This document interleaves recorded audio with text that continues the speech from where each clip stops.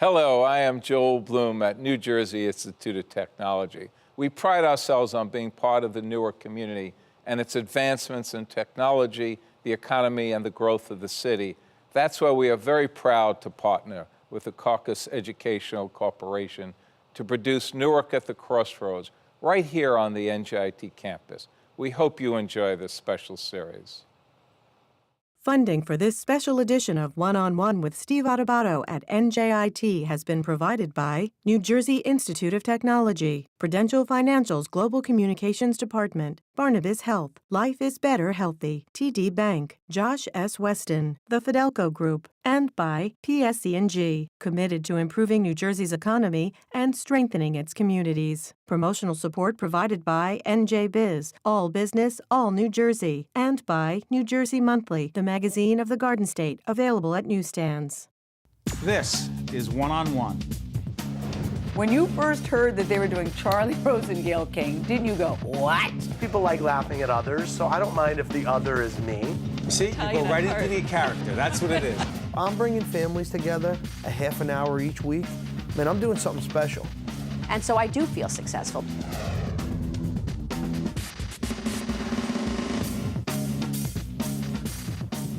Hi, Steve Adubato coming to you from NJIT, the New Jersey Institute of Technology, the Jim Wise Theater.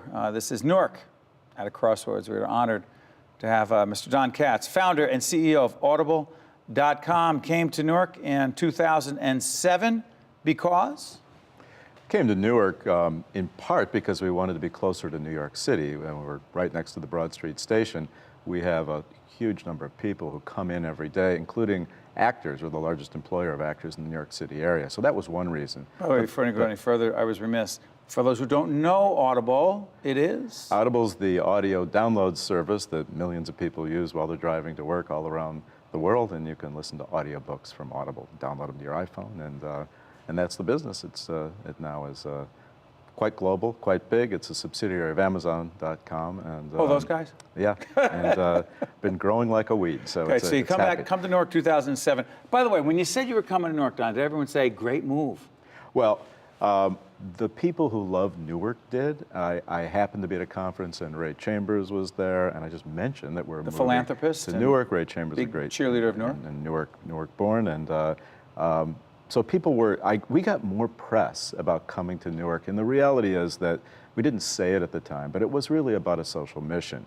We weren't paid. There was no incentives or subsidies. We moved in. In fact, there's a cost because we have a payroll tax in town. And we did it partially because it seemed to me that as a company that had positively disrupted the character of media and changed kind of a sleepy audiobook business in the publishing world into this high-growth service environment, why not take on urban transformation and urban renaissance and be part of a very happy story in Newark, which is a great American city on a comeback? You know, when I visit you at Audible and I'm looking around and seeing these disproportionately younger folks, I'm thinking, wow, if it were not for Katz bringing these people here, they wouldn't be in Newark, number one. Number two, where do they go afterwards? Right. What do they do, and what impact does it have on this city as we are at a crossroads? Go ahead. I think that we're at a really exciting tipping point on exactly that. I think that we can grow jobs in Newark. We came here with give them the numbers. How many? 125 people. We'll have about 650 paid employees in the same headquarters, and that's one of 13 centers. But it's our global center. We're going to continue to grow here. But it is true that it's a little disappointing now with the numbers of who want to live in Newark and stay after hours and the like. But that's going to change. We have 2,000 or 3,000 apartments and lofts coming up in this city. I'm hoping that my employees are in a lot of them, as well as artists and writers, who are coming in from other places and discovering Newark. If there were another 10 Audibles in this city, the job growth situation would be entirely different. What would it take for that to happen? Well, I think the main thing is to start to realize that if you're not tethered to the technology characteristics of the economy, you're not going to be tethered to the job growth economy. That basically, that's where the jobs are being created. We were acquired by Amazon.com when they had 19,000 employees in 2008. They have 130,000 employees now. So there are growth sectors of the economy, but you have to be smart about the positioning of this city to connect to that kind of job growth. And there's things in the manufacturing sector like 3D printing. There's ways to train people out of school into those jobs. We just have to connect to these new and exciting best practices in other cities. And I think part of the problem is that economic development in the East Coast, and particularly in the New York area, is just about putting buildings up.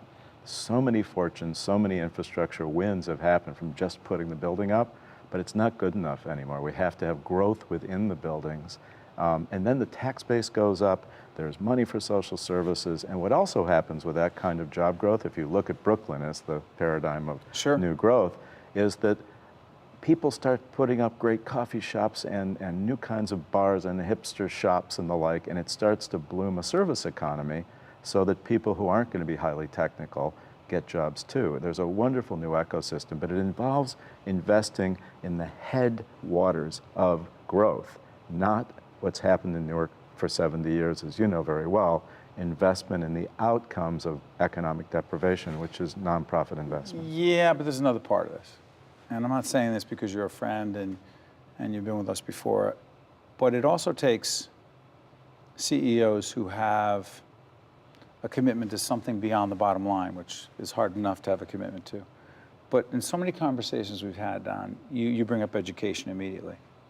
On the other half of this program, we'll be speaking to Father Edwin Leahy, the headmaster of St. Benedict's, a pretty darn good school. Great school. Right? You bring up education. You're committed to a particular charter school in the city by the name of? Well, North Star. I've actually been on the board of Uncommon Schools since it started over 17 years ago across Washington Park. Okay, the reason I bring this up. Right. You talk about we need another X number of audibles here. But the truth is, isn't it also a fact that you need a certain number of obsessed CEOs like Don Katz and others who are committed not just to the bottom line in economic development in the city, but being involved in the fabric of the city in ways that do not bring in dollars to the bottom line directly, but are committed to kids and social justice and education. And we're I'm not trying to be negative because I'm bullish on the city, but Yeah, I think who are these people? I think that there are a lot of people, and some of the young companies are being made by 26-year-olds, not people my age. And I think in that group, I don't know what it is, 20 or 30% actually have a passion for social change. In cities. And I think they will get that it's incredibly cool to be part of a turnaround of an American city. If you look at what's going on in Detroit, you look at what's going on in Las Vegas, you look at what's going on in New Orleans, there is a flight of people, particularly college graduates, back into those environments to be part of urban amelioration. But you could see them in Newark and not wanting to be in Brooklyn because Brooklyn is hotter on the surface. I think it and Newark provides has us a certain challenges. competitive template. My CEO is a competitor type who says that's what we need to reverse engineer. The companies that are being made right now and the people who are filling up, artist lofts and starting cool shops are sometimes 45 and 50 minutes from Manhattan now. We're only 19. We have that advantage. We have a huge advantage. We're just not perceptually in that orbit, but we can be with the right, with the right investment, with the right funding, with the right characteristics. I mean, I got a call the other day from a very accomplished entrepreneur. He's got $30 million in funds. He's only got 8 people. He's incubating in New York. He lives in Short Hills. He wants to come to Newark like us. Now, He lives 7-8 miles away, Right. maybe 10 from Newark. Exactly. Wants to be in Newark. And so- What would it take for him to come here? Well, I think what it's going to take is to put him into a cool space where he can see scaling fairly quickly to 20 and then 30 and then 70 people, like we did. This is what happens when these things take off. And so of course the Haynes building is being completely rehabbed. There's other landlords in town who are putting high bandwidth infrastructure into their buildings. There's other places they can go. And I think the first thing you needed to hear was that we have an incredibly rich culture based around Newark. And we live and play here. We have teams that play on every field in the city, sports teams. We have primo tickets to all the events. We've tried to embed... You're wiring Military Park? In Military Park do is that real coming quick, out 30 with seconds this, on that. Yeah, there's going to be a very, very big Wi-Fi network here that's part of the fact that one of the great gifts of Newark is that the fiber underneath the streets here, because of the telecom history and the geographical location, allows super high bandwidth access, which you wouldn't get in another city, or which would cost much more. So we're working on that. Want to make the park a quote cooler place to be? Well, the park is already going to be, it's cool. It's really a cool place to be. But I think when the Haynes building is done and that's up, when the Prue Center's done, when we're building out a whole new floor, we're going to be out of space again in February. We're growing. Rutgers is there. I just think there's a wonderful paradigm for us to look at where if we cluster social street level amenities, if we get younger people in with different kinds of jobs, as the service level economy comes up, I'd love to see a next generation manufacturing environment in our warehouses and spaces like that. It starts to create a virtuous circle, and people want to live here, they want to be here. It's a tipping mechanism, but it has to, what you can't do, and I think a lot of these CEO types you're talking about are in a world of new companies that want to be activists in a community, want companies with hearts and souls, and they probably aren't going to think that giving to the United Way is a socially progressive thing to do, since that's what everybody else is doing. And by the way, the other piece of this with the corporations and those CEOs, the academic piece is huge, because Joel Bloom, the president here at NJIT, started out the conversation by talking about Newark as a college town. You got NJIT, you got Seton Hall Law School, you got Rutgers, you got Berkeley, you've got all kinds of interesting, right? Yeah. That's a part of it. I think when you have that epicenter of innovation as well as fun, you're going to capture the college students and the kids from the suburban ring. Look at Manayunk in Philadelphia, like a dead-in-the-water working-class district that now is a fun magnet for people through the entirety of the city of Philly and kids on a date from the suburbs. I mean, other than and it wasn't happening, right. I'm sorry for interrupting, that wasn't some hot place. Right. Put it in perspective. It was literally a ghost town. And this stuff can happen, but you have to, it can't be one restaurant here and one 6 blocks away. It has to be, clustered, and it has to be a magnet. But I gave the commencement speech at Rutgers. The whole Prue Center was filled, and I'm looking at this. It's the most diverse campus in the country, and I'm thinking, it's literally like 15% Hindu, 15% Muslim, 50% Jewish. It was the most rainbow, vista you've ever seen. But I looked out and thought, this is filled with the kinds of entrepreneurs who will leave this city and go create wealth in other places.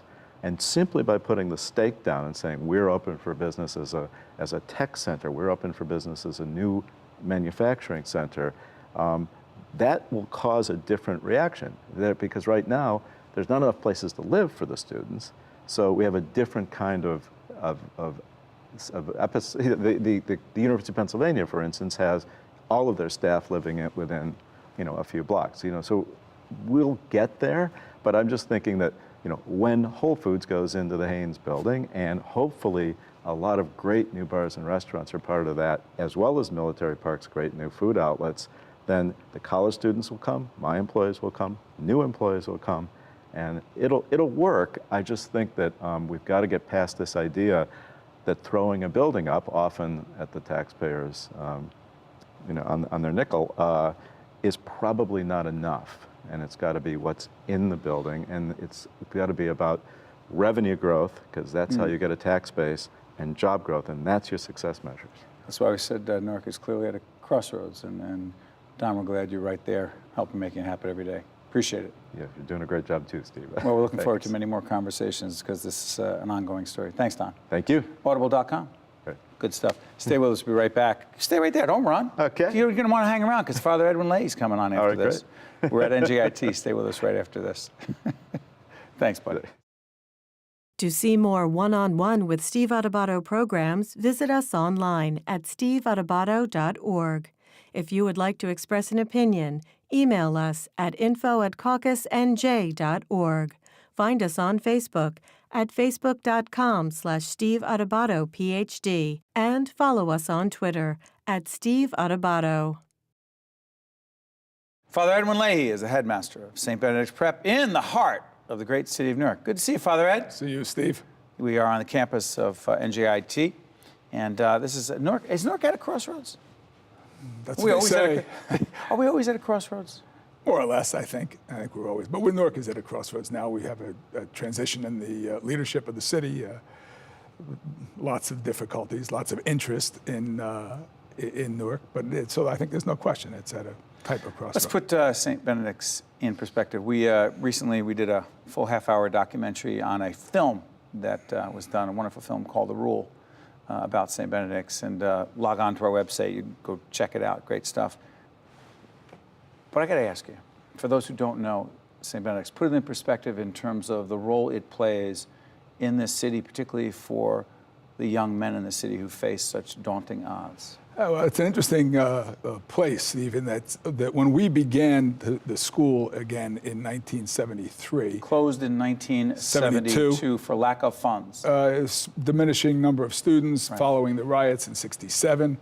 There was a lot of concern and flight from the school, so it closed in '72 with really no intention of reopening St. Benedict's Prep. Translation, there was concern there weren't enough white kids that would be willing to go there. Well, that's one way to look at it. Yeah, the number of African-American kids was growing. Right. And probably 33 to 35% of the 9th and 10th grade were African-American, so it was obviously getting larger, all kinds of stress and difficulty around that.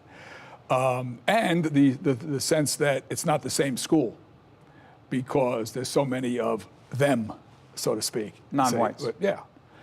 So the thing winds up falling in on itself essentially because of a lack of vision and faith on our part in the monastery who were responsible for the school. So it closes and with no real intention of reopening it. And we decided several months later that we were going to try to do something for the sake of the city, and the things that we were best equipped to do was education. So we tried to piece together a school.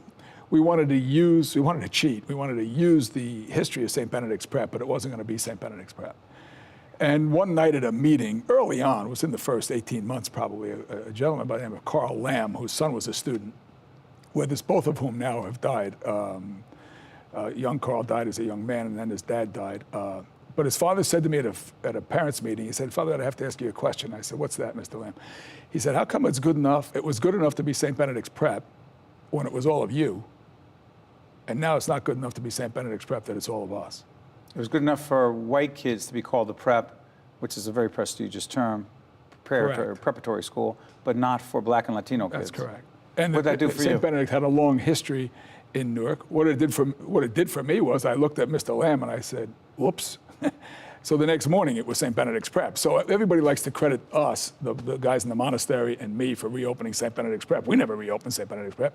Carl Lamb reopened St. Benedict's Prep with that question that night. And I think we learned from that what the best thing we could do for town was to, as they say in some self-help groups, take the cotton out of our ears and stick it in our mouth. In other words, shut up and listen.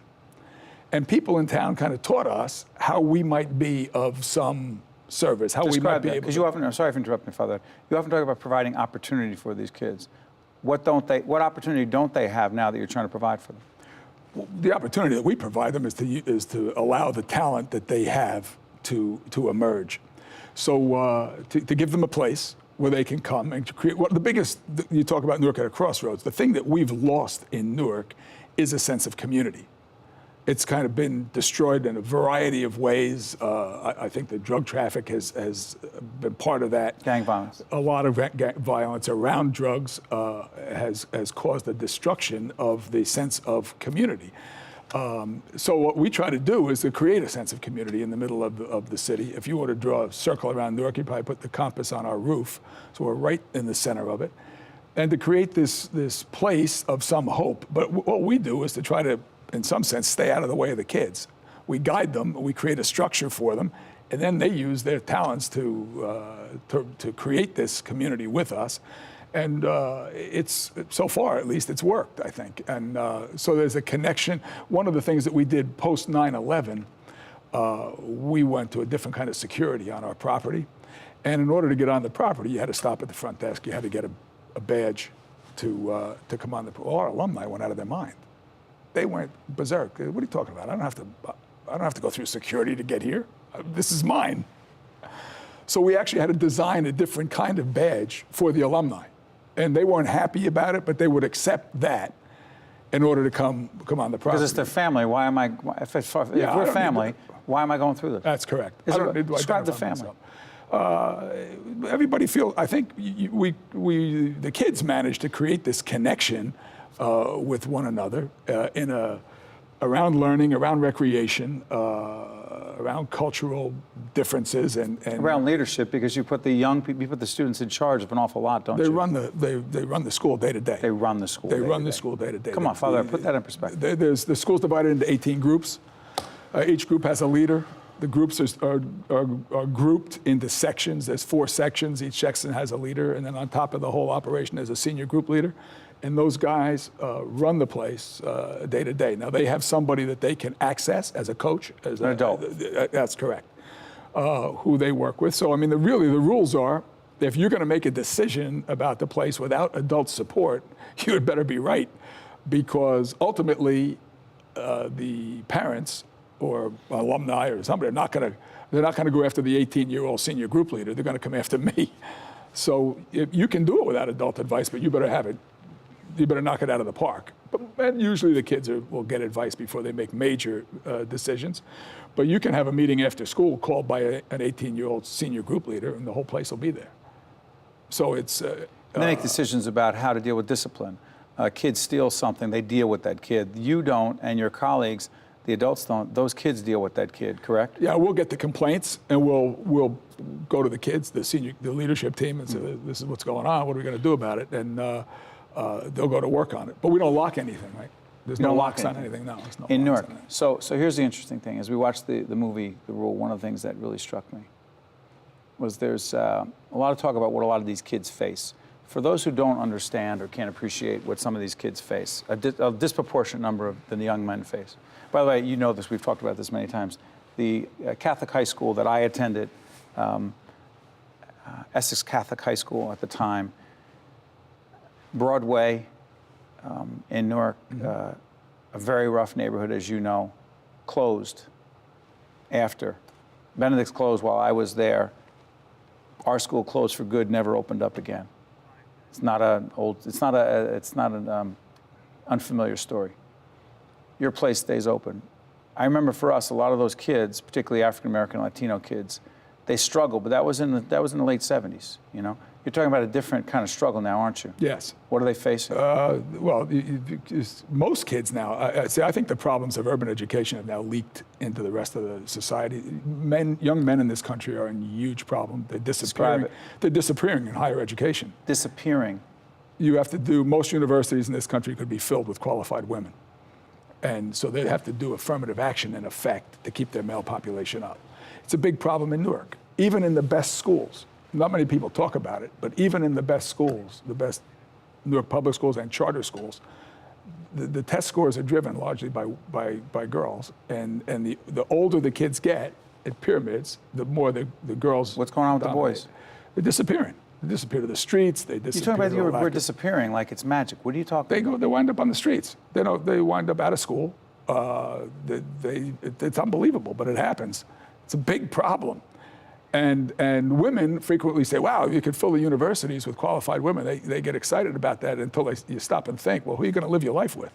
Who are you going to carry on, raise kids with? Who are you going to have reasonable conversations with if you have a PhD and the guys are all, well, I don't know why. But how do you take those kids, who would otherwise, many of whom be disappearing, and have them functioning as leaders at St. Benedict's Prep? Well, you give them, number one, somehow they get to St. Benedict's Prep, right? Somehow. Somebody pushes them to St. Benedict's Prep. Somebody. Frequently, people, we used to have a relationship at Morton Street School where the guidance counselor. Public high school in the city of Newark. Public elementary school. Public elementary school, correct. Sorry. The guidance counselor would call and say, listen, I've got 6 guys. 2 of them will do fine. 2 of them you're going to have to watch, and 2 of them have to live there. They're going to get killed on the street. And tell folks, I'm sorry for interrupting, people live there. Kids live there. Yes, we have a residence hall. And why do they live there? Is it because that's the only place they can be? No, it's not the only place they can be, but it's a place where they can focus on the schoolwork and not have to deal with all the distractions that may go on either in their house or in their neighborhood. I mean, lots of kids in the city and beyond the city, Newark, Irvington, East Orange, the problems are more or less the same. Several people that have been killed. You can talk to young kids in the city. They all know somebody that's been killed. So it's to try to study, and when you have all of these competing distractions, and most young men of color deal with tremendous anger at an absent parent or a parent they don't even know. Violence in the home. Well, violence in a variety of forms. Yeah, the violence that comes from not having both parents there. Absent fathers, moms try their best, but you get to a certain age when you're trying to separate from your mom, and mom's trying to hang on because she's afraid you're gonna get hurt. It becomes a huge difficulty, and you get this anger wells up inside kids. So if you're trying to do English or history or math, where you've got this anger, how does the anger manifest itself? You see it a lot of times, and kids are flatlined. They're just depressed. And they just live that way in this state of numbness, you see.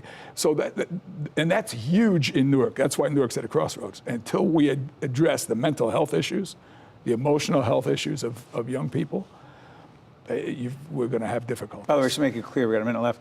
Father Ed went to St. Benedict's, was not accepted originally. Correct. All right. Correct.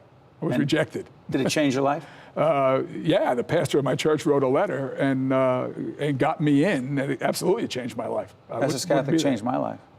I have no. Listen, nothing against the public schools, but I have no idea for some of us what would have happened in Newark if we did not have that option. You love your job after all these years. You were like 25 years old when you took over, right? I was 26. You were 26. 26. You still love it? Had no idea what I was doing. And yeah, I do. I love it. I love the kids are great. In fact, I was dressed this morning to come here. And one of the kids, he's the youngest kid in the school. He's 11 years old in 7th grade. Just been there for a week. He looks at me and said, "Father, you look good." I said, "Look at this guy." 1 week I've known him. I love it. Listen. Father Ed, I want to thank you for joining us. And if Newark is at a crossroads, I'm glad you're with us, guiding us in the right way. I'm happy to be here. Thanks, Steve. Thank you. It's great. Thanks. That was good.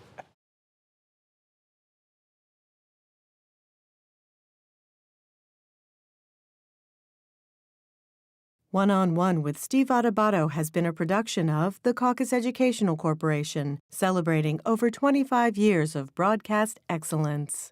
Funding for this special edition of One-on-One with Steve Adubato at NJIT has been provided by New Jersey Institute of Technology, Prudential Financial's Global Communications Department, Barnabas Health, TD Bank, Josh S. Weston, the Fidelco Group, and by PSE&G. Transportation provided by Airbrook Limousine, serving the metropolitan New York, New Jersey area. At Barnabas Health, nothing is more important than your health. So we've assembled an enormous array of resources to heal those in need of care. Doctors, nurses, amazing technology. Yet for all we do to heal the sick, we do as much to strengthen the healthy, with innovative programs designed in the hope that you won't need our extraordinary medical care in the first place. Barnabas Health. Life is better healthy.